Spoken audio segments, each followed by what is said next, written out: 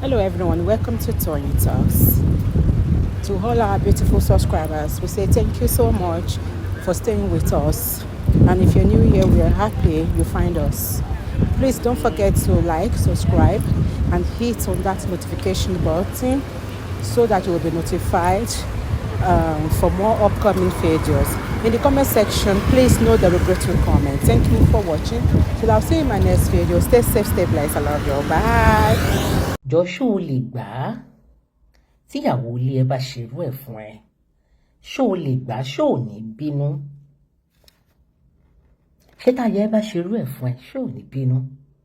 Ṣó o lámúmọ́ra ṣá? Ṣó o lè pa nǹkan mọ́ra? Ṣó o lè gba nǹkan tárábìnrin yẹn ń gbà? Kí ni ìtumọ̀ ọkọ àtìyàwó tí wọ́n jìjọ wà lórí bẹ́ẹ̀dì?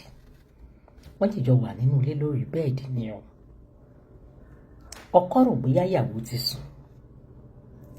Ọkọ dẹ̀ ń bá àlè sọ̀rọ̀ lórí fóònù lẹ́gbẹ̀ẹ́ ìyàwó. Ìyàwó wà nílé o. Ṣùgbọ́n ìyàwó rò bóyá ìyàwó ti sùn. Ó sì ń bá ìyàwó rẹ̀ sọ̀rọ̀ pẹ̀lú chat, message. Mà ti pátì kíní kan orí gba tó tiẹ̀ ti bímọ tán mo ti pátì o.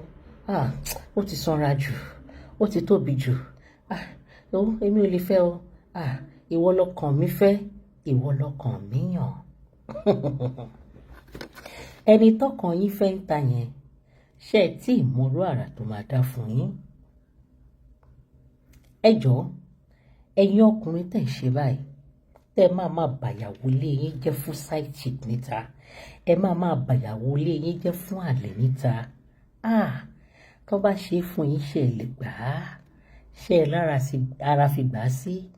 Kódà ṣé ti gbàgbé wípé èyí tí obìnrin, ọ̀pọ̀lọpọ̀ obìnrin, díẹ̀ nínú àwọn obìnrin ló ní lẹ́yìn tó bá ti bímọ tán lọ ní ara pé kán má ní ikùn. Díẹ̀ ni, kò wọ́pọ̀. Let me say 5% or 10% obìnrin ló ní flat tummy tó yẹ pé tó bá bímọ tán, ẹlòmíì máa ń bímọ tán tó jẹ́ ẹni tó ní flat tummy. Tó bá bímọ tán báyìí, ikùn ẹ̀ máa tóbi ni. Ọ̀pọ̀lọpọ̀ àwọn celebrity wa tẹ̀ ń rí, gbogbo ọ̀pọ̀lọpọ̀ àwọn tẹ̀ ń rí, gbogbo wọn lọ ń fa ikùn ni, wọ́n fa ọkùn, wọ́n fa ọyàn ni. Ṣé wá ti gbàgbé wípé orí tá a fi ṣèwé kòkó ń bẹ? Èní, èjì, ṣẹ́yìn náà ti gbàgbé wípé nígbà tí arábìnrin yìí máa rí yín, bóyá kun yín ò tóbi tẹ́lẹ̀, bóyá flat tummy lẹ́ní, àbí kò tiẹ̀ tóbi jù kó wà òkè.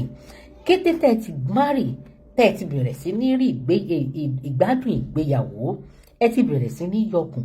Ẹ jọ̀ọ́, ṣé kárábìnrin yẹn wá lé yín ni, àbí kárábìnrin yẹn sọ fún yín pé torí ikùn tẹ́ ti ní òun ò ní lè fẹ́ yín mọ́? Ẹ̀yin ọkùnrin ẹ̀dẹ̀ máa rò kẹ́ tó ṣe. Ẹ wá ń body shame ìyàwó yín. Ẹ máa body shame ìyàwó yín. Ẹ jọ̀ọ́, torí nǹkan tí ìyàwó yín ṣe níkùn, ṣe bí torí ọmọ yín ni? Ṣé báwọn ọmọ tó ń jórúkọ yín, ṣe bí torí títí wọn ni? Ẹlòmíà go through operation lẹ́ẹ̀mẹrin ẹ̀ márùn-ún torí ipò ọkọ ẹ̀ kó bá lè ṣàbíamọ nínú ilé ọkọ ẹ̀ ní o. Ọ̀pọ̀lọpọ̀ obìnrin tá a bá bímọ tán a máa tóbi wá ni. Ọ̀pọ̀lọpọ̀.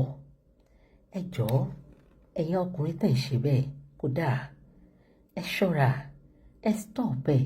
Torí tí ìyàwó yín, ẹni tẹ̀ ń ṣe fún yẹn, ẹ mọ̀ pé ń pa sára díẹ̀ ni.